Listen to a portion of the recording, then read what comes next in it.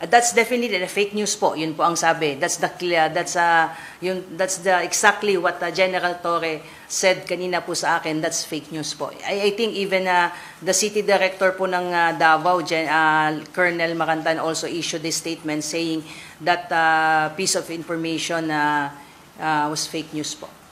Nakausap ko na po mismo ang director po ng CIDG, si Major General Nicolas Torre III po, at he denied po na mayroon po silang operation po sa Davao po.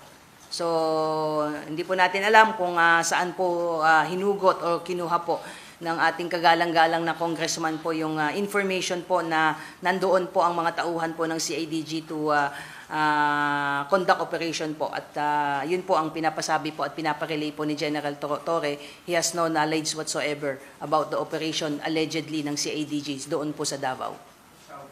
Yes po sir, last Monday po, April 28 po, upon receipt po ng report po ng IMEG, immediately General Torre put under restrictive custody 10 CIDG personnel and ordered them to be detained. Ngayon po, ito pong 10 na ito na mga tauhan po ng CIDG ay nakakulong po sa custodial facility dito po sa Krame. This is an offshoot po doon po sa report po na inimbestigahan po ng IMEG. Just to give you some background po, may lumapit po sa IMEG po at kiniklaim po nila na mga tauhan po ng CIDG ay nag-operate po sometime on October 17, 2025, around 3:18, di umano ay may pinasok silang warehouse dito po sa may Tondo, at pagpasok po doon ay may mga bumababong mga pulis at pinasok po ito pong kanilang warehouse. Sinasabi na mayroon po silang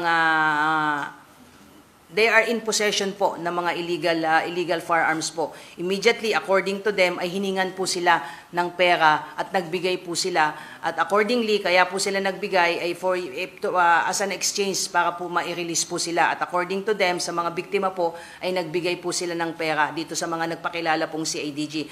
However, after po nilang magbigay, ay sabi po ng mga complainant ay sinakay sila sa sasakyan, inilipat po sila sa isang lugar at doon ay mayroong mga nakalatag po na mga baril po at pinaturo po sa kanila yung mga baril po na yon. At pagkatapos po noon ay nanghingi pa po, nagdemand pa po ng additional pera pero hindi na po sila nakapagbigay. And the following day po ay nirelease din po sila. At dahil po doon ay nag-imbestiga po ang IMEG at sinampahan po sila ng mga kaso. As a result po nitong mga nagreklamo, sinampahan po sila ng CIDG ng illegal possession of firearms as a result po ng pinaturo sa kanilang mga baril po, at na-release po sila from the custody ng CIDG after they posted bail po. So inalam po ng IMEG yan, nag-imbestiga po sila, and they recommended for the filing po ng kaso po for ang IAS po ang will take cognizance of the case. Ang mga kaso pong isa ina-recommend po ng IMEG ay grave misconduct, conduct unbecoming of a police officer, neglect of duty, all under Memorandum Circular 2016-002 po. On the part po ng criminal case po ay nag-undergo na po ng investigation po at case build up po itong kaso po na ito, at sasampahan po natin sila ng katakot-takot na criminal case po, including po yung kidnapping and serious illegal detention, unlawful arrest, at pati na rin po yung planting of evidence with respect po doon sa mga baril na di umano ay sapilitang ipinaturo sa kanila to make it appear na they are in possession po ng mga firearms. Ang pasasabi po ng ating Chief PNP kagabi ay pinatututukan po niya itong kaso na ito at pinambibilis po niya yung summary dismissal proceeding nitong mga pulis po na ito para dali ang matanggal sa serbisyo po ina ito. Hindi po natin ito tolerate, and I think the CIDG, the director, already released a press statement on this matter para sabihin na zero tolerance tayo dito sa mga ganitong klaseng polis po. That's definitely the fake news po. Yun po ang sabi. That's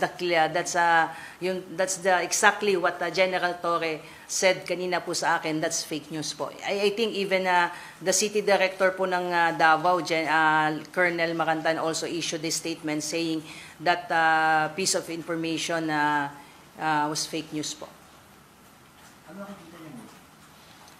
Again, sir, we are not in the habit of saying or speculate kung ano po yung mga motivation and motives po ng mga naglalabas po ng mga negative issues against the PNP. Ang laging sinasabi ng ating Chief PNP, siguro ito'y bahagi ng ating pagtupad sa ating mga tungkulin. Ang importante ay haharapin natin itong mga issues po na ito, at kung meron nga pong mga deliberate na nagpapakalat po ng fake news, ay tulungan niyo po kami. Lagi kaming humihingi ng tulong sa mga kasamahan natin sa media na tulungan niyo po kami na maipaabot po yung mga tamang information po sa ating mga kababayan. Kaya maraming salamat po.